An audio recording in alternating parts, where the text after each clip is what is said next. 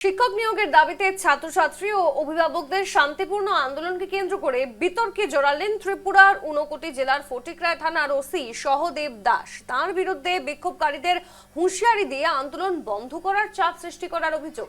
জানা গেছে, শুক্রবার কাঞ্চনবাড়ির ধনসিংহ চৌধুরী মেমোরিয়াল স্কুলে শিক্ষক নিয়োগের দাবিতে শিক্ষার্থী ও অভিভাবকরা আন্দোলনে বসেন।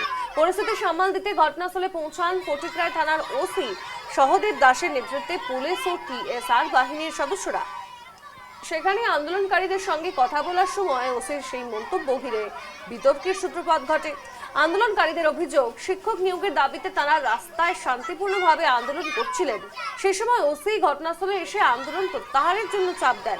আন্দোলন চালিয়ে গেলে পরবর্তীতে বিপদে পড়তে হতে পারে বলেও হুঁশিয়ারি দেওয়া হয় বলে তার অভিযোগ।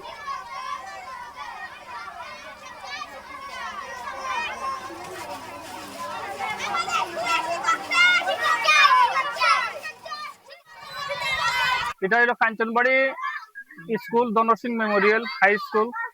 আর এখানে আজকে আমরা স্কুলে যেমন টিচার নাই, তার কারণে আমরা সব মিলা একটা স্ট্রাইকের করা হয়েছে, স্কুল বন্ধ রাখার একটা করা হয়েছে। আমরা কইছি বাইরে থেকে কথাটা কইতে, বাইরে থেকে কথা কো। আমরা স্কুলের সব মিলেই আমরা তালাটা মারছি। আর যতক্ষণ পর্যন্ত টিচার এখানে দেওয়া হয়েছে না, তখন তালা খোলা হইতো না। তাই না, উঠে হইতেছে কিটা এটা করো, রাস্তাতে কেউ যাইও না, রাস্তাতে গেলে বিপদ আইব, নিজে আইন নিজের হাতে নিও না, হইয়া তাই একটা আমরা হুমকি দিচ্ছি।